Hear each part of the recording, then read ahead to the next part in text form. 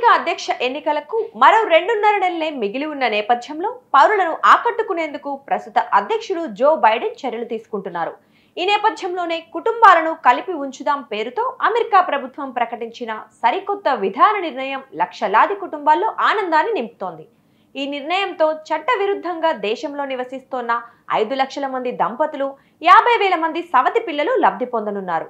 అధ్యక్షుడి నిర్ణయం కారణంగా అమెరికా పౌరసత్వానికి అర్హత రావడంతో నిన్నటి వరకు అనిశ్చితితో నిండిన వారి జీవితాల్లో నిశ్చింత ఏర్పడనుంది.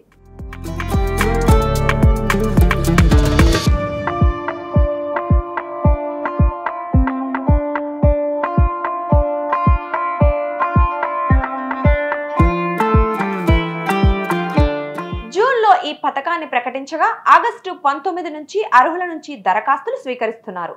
యుఎస్ పౌరులను పెళ్లి చేసుకుని కనిష్టంగా 10 ఏళ్ల నుంచి అక్కడే నివాసం ఉంటున్న దంపతులు ఈ పథకానికి అర్హులు. జూన్ 17, 2024 నాటికి 10 ఏళ్లు పూర్తయి ఉండాలని నిబంధన విధించారు. అలాగే 21 సంవత్సరాలు వయసు లోపల ఉన్న అవివాహిత సవతి పిల్లలు కూడా ఈ పథకానికి అర్హులు. ఈ పథకం గురించి USCIS డైరెక్టర్ ఉర్ జద్దవ్ మాట్లాడుతూ, యుఎస్ పౌరులను పెళ్లి చేసుకున్న ఇతర దేశస్థులు, వారిలో చాలా మంది తల్లిదండ్రులు మా దేశపు ఇమిగ్రేషన్ వ్యవస్థలోని అనవసరపు అడ్డంకులతో నిరంతరం అనిశ్చితితో, అభద్రతతో జీవిస్తున్నారని, ఈ పథకంతో పౌరసత్వ సాధనకు ఆ అడ్డంకులు తొలగిపోతాయని పేర్కొన్నారు.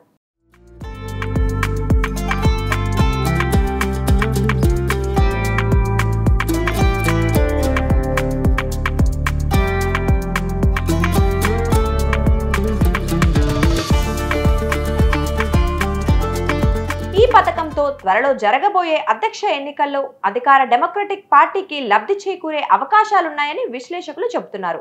ప్రస్తుత అధ్యక్షుడు వయోభారంతో పోటీ నుంచి తప్పుకోగా డెమోక్రటిక్ అభ్యర్థిగా ప్రస్తుత వైస్ ప్రెసిడెంట్ కమలా హారిస్ పోటీ చేస్తున్నారు. మరోవైపు రిపబ్లికన్ పార్టీ తరపున మాజీ అధ్యక్షుడు డొనాల్డ్ ట్రంప్ రేస్లో ఉన్నారు.